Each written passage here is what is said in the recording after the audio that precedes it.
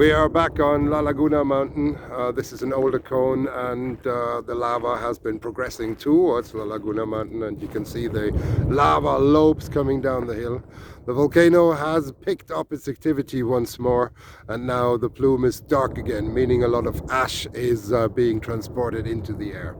The lava flow is still warm, and you can see that there is gases rising from it in many places. Let's see whether I can zoom in a little. Yes, here we go. So this is the most northerly extent of the lava flow I'm showing just now. This is the central lobe that is quite wide in its dimension, and there's a few kibukas. That's a Hawaiian term, that's little islands in between the lava of older rock or older material standing out. And then here we have the southern flows. The southern flows have divided themselves around Montaña Todoque, which is this old sinter cone here, and the very southern ones on the southern side of Montaña Todoque, they have reached the sea, and these ones here on the northern side of Montaña Todoque, they have not quite reached the sea, and they are very close to reaching the sea, however, so they stopped just a little bit before, literally kind of just before the cliffs. So it is in the evening now, so the light is going down a little, and we have to kind of leave in a short while because the exclusion zone has to be completely emptied by 8 o'clock in order to make sure that there is nobody inside looting or doing any vandalism. So the police will want us out by 8 o'clock, meaning that I have about 15 to 20 minutes left before we have to leave this area here.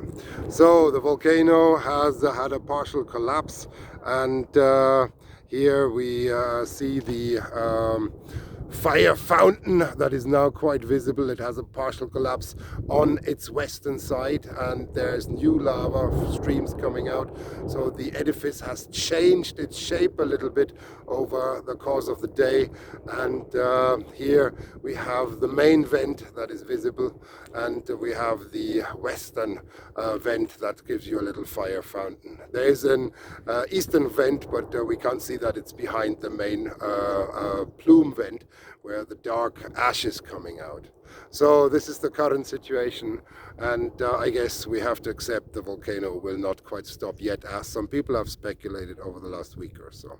So this is the little report I have from this place here, and we see a little bit of lava continuing here on the southern side. So the lava has now changed channels, and we're progressing on the southern side. This is where we've seen several of the lava flow pictures that were migrating into streets and causing collapsing of houses. So this is all on the southern end of the lava field, and you can see the glow of the lava there in the distance. That's the active part of the lava field with the active lava channels that are overflowing right now.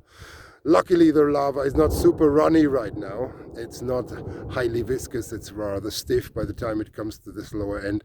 So it doesn't progress as fast as it did a little while ago, where lava was traveling down channels at enormous speed. Now it's a more blocky migration forward, and this is more manageable for the authorities and also for people working with the lava flows. It's not quite as dangerous. So, however, having said this, the area is of course at risk in terms of destruction. So houses, banana plantations, infrastructure, electricity poles, drainage, all these things are being destroyed by the advancing lava flow in those areas that are affected at the southern end. So thank you very much for this, and I'll close with a last look up the volcano. It's a bit kind of hazy right now. There's a lot of ash being blown out in the air, but luckily the ash doesn't reach our position here in the very western part of the lava field. Thank you again, all the very best, and good luck.